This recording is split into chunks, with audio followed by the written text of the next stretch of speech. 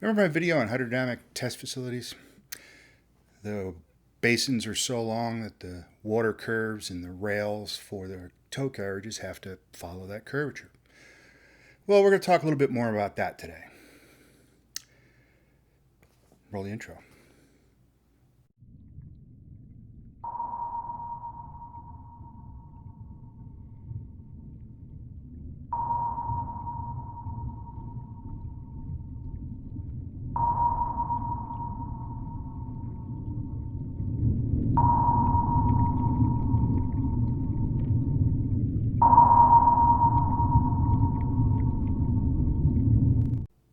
Okay, as a brief recap of some information I covered in the last video, hydrodynamic test facilities tow ships' models through these long basins.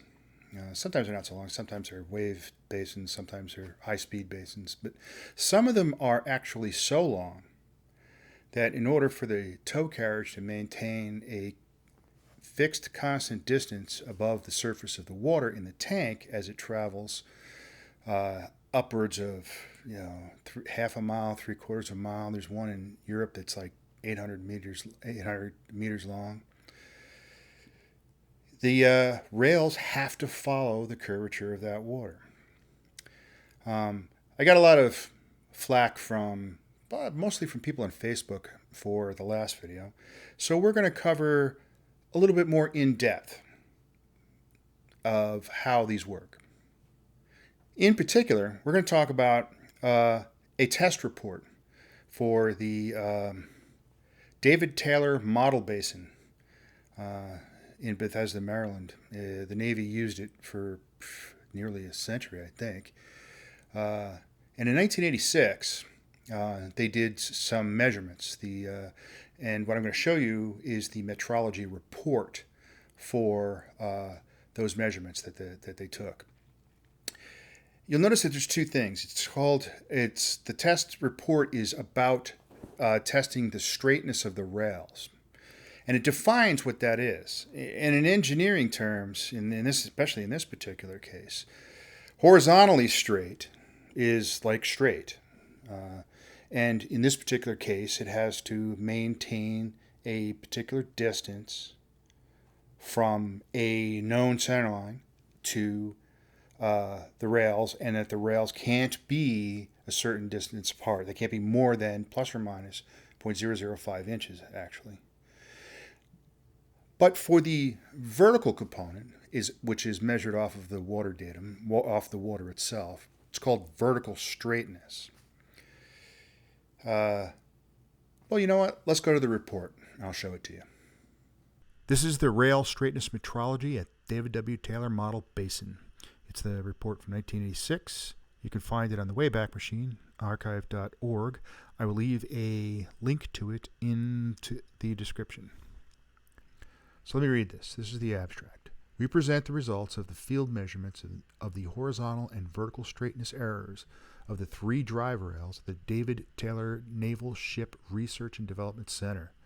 The 3 measured rails are in the main rails of Basin 1, 1,008 feet, and Basin 2, 12,096 feet, and the south rail of the high-speed basin, 2,640 feet. In addition to the straightness measurements, we also conduct a brief series of local flatness measurements near the scarf joints on basins 1 and 2. These joints show a very systematic pattern of wear. So this was really the purpose of this report, was to be able to go off and take these measurements. These rails have been in heavy use for decades by this time, so they needed to make sure that they were still straight. I think that at the time they were starting to notice some errors and noise in the flow data, the fluid dynamics data, so they had to go off and do some testing.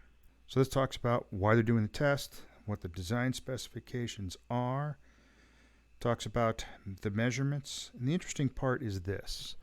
Thus, the top surface of the rails is designed to be level rather than flat, and the ideal line is an arc of a circle with the radius equal to the radius of the Earth. You know what? I'm going to repeat that. Thus, the top surface of the rails is designed to be level rather than flat. Level rather than flat. And an ideal line is an arc of a circle with a radius equal to the radius of the Earth. That is the vertical measurements they need to take, and measuring vertical straightness. Now, for engineering terms, in this case, straightness is level rather than flat.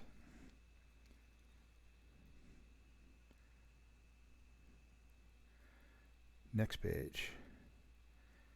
Here is the tolerances that they have to meet. The horizontal straightness, the sides of the main rails, have to be parallel to each other and shall lie parallel to a straight vertical plane through the center line of the basin, with a maximum variation of not more than that 0.005 inch in either direction throughout their length. The maximum variation shall not occur within any one length of 50 feet. So it's saying that you have a tolerance of parallel to a plane down the center of the basin of plus or minus 0.005 inches. And then let's look at the vertical straightness. The tops of the finished rails shall lie concentric with the still water surface in the adjacent basins. The maximum variation of plus or minus 0.005 inch throughout their length. This maximum variation shall not occur within any length of 50 feet. Now, that is key here. We saw on the previous page that it had to be level rather than flat with an arc equal to the radius of the Earth, and it has to meet that criteria to a tolerance of plus or minus 0.005 inch. You have a 0.01 inch envelope that those tops of those rails have to be within in order for this system to work. Okay, this bears repeating. I know I repeated it when I showed you the test report, but I'm going to say it again.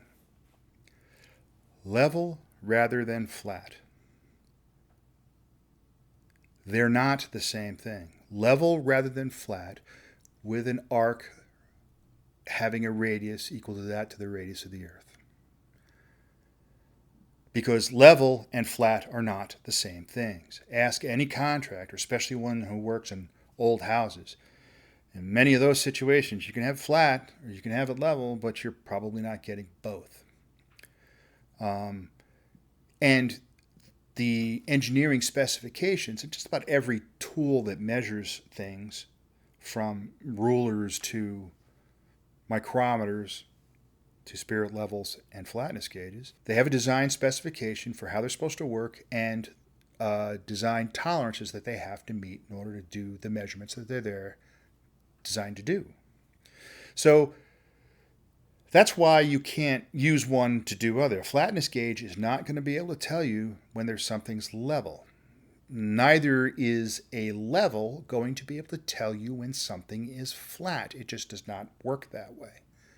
I know you science-denying globe deniers love to say water seeks its level, therefore Earth flat. No, it doesn't work that way. You guys need to go off and educate yourself and learn the difference between flat and level. You may be asking why the tolerance is so tight on that. Plus or minus 0.005 inches is very, very tight.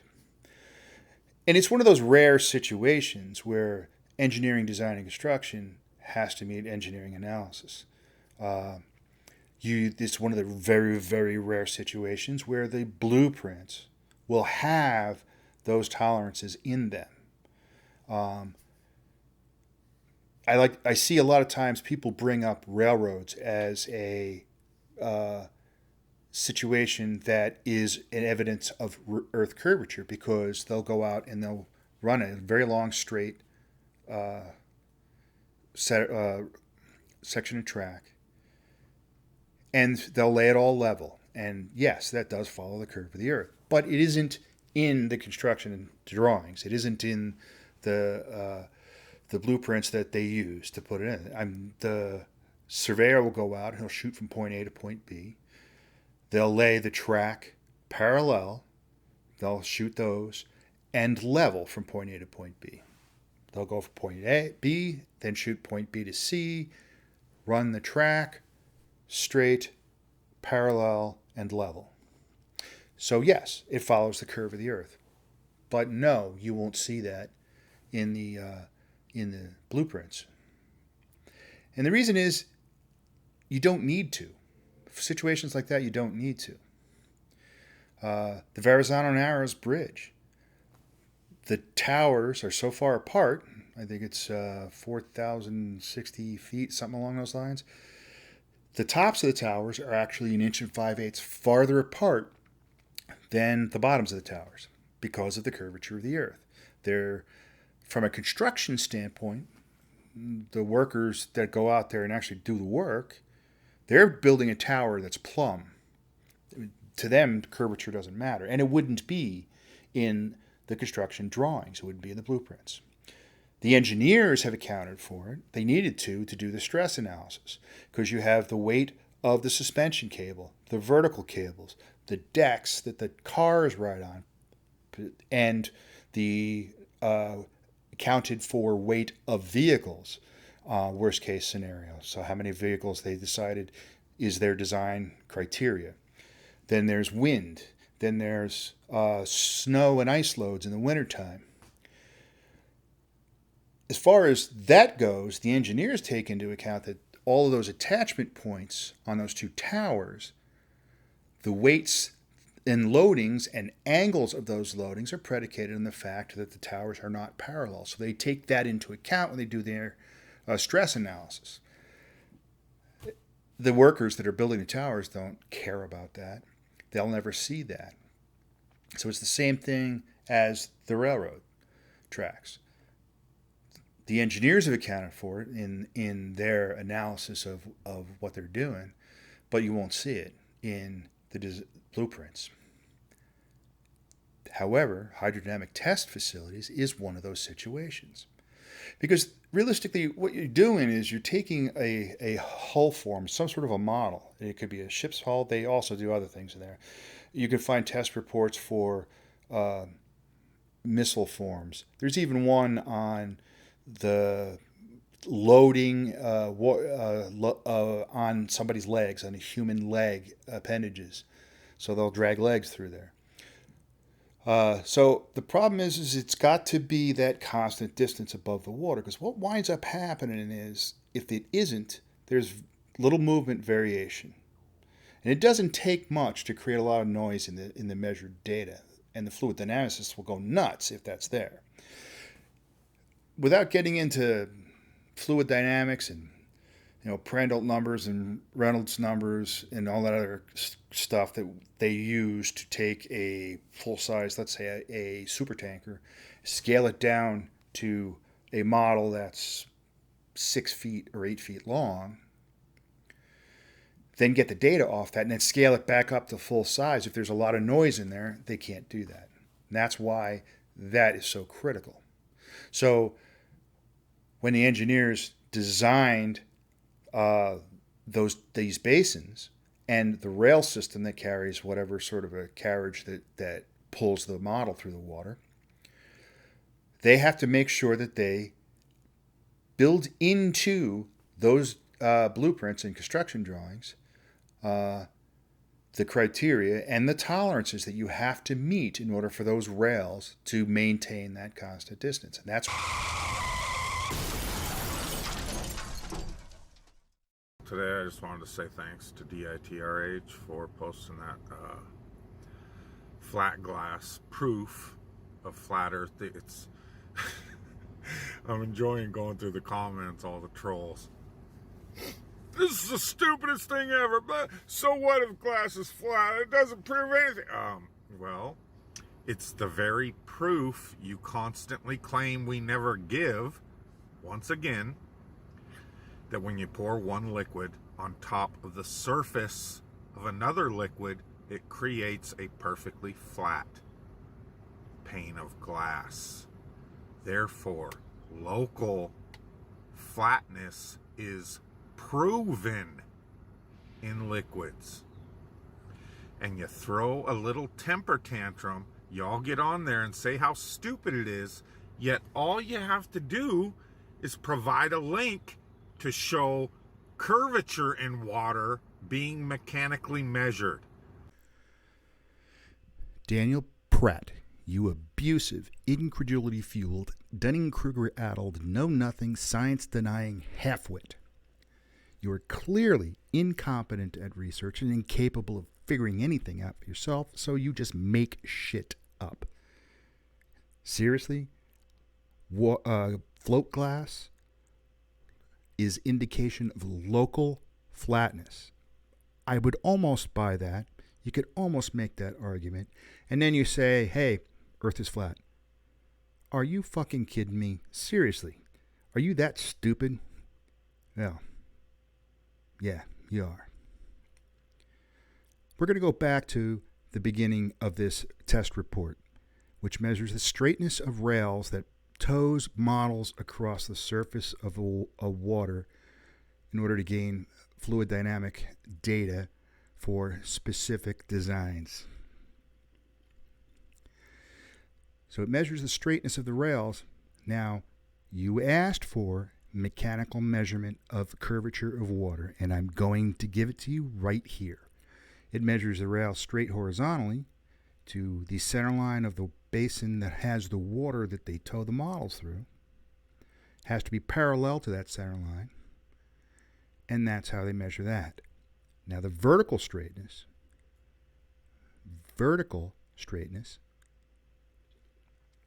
is measured off the surface of the water. That's the datum line it uses to measure the straightness of the tops of the rails. Thus, the top surface of the rails is designed to be level rather than flat. Do you understand what that means? I doubt it, because you're dumb as a bag of sand.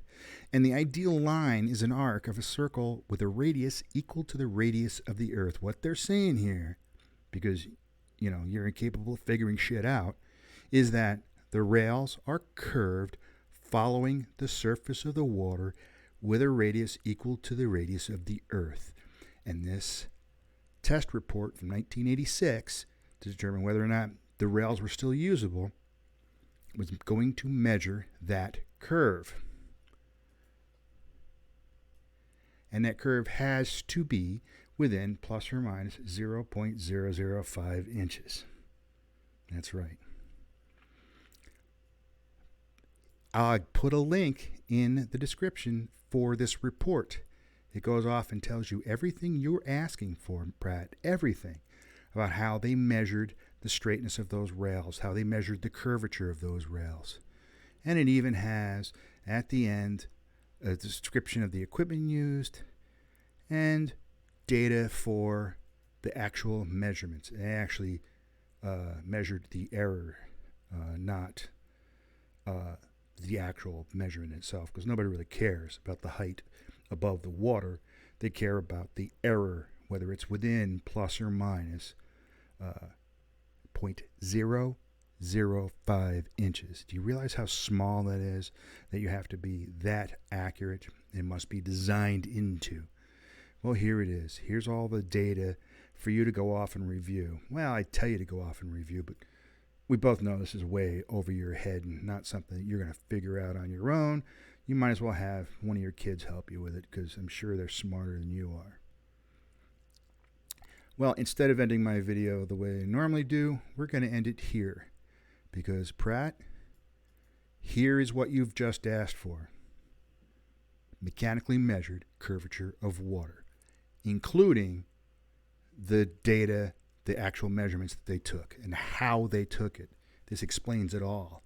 If this isn't good enough for you, and I know it's not going to be, well, too fucking bad. Because this is exactly what you asked for. Now you've got it.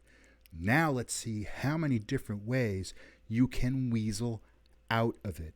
And anybody out there who is planning on answering and responding to Pratt's float glass video or TH's float glass video, use this, because this is mechanical measurement of the curvature of water. I'm Mike, and I'm out. Talk to you guys later.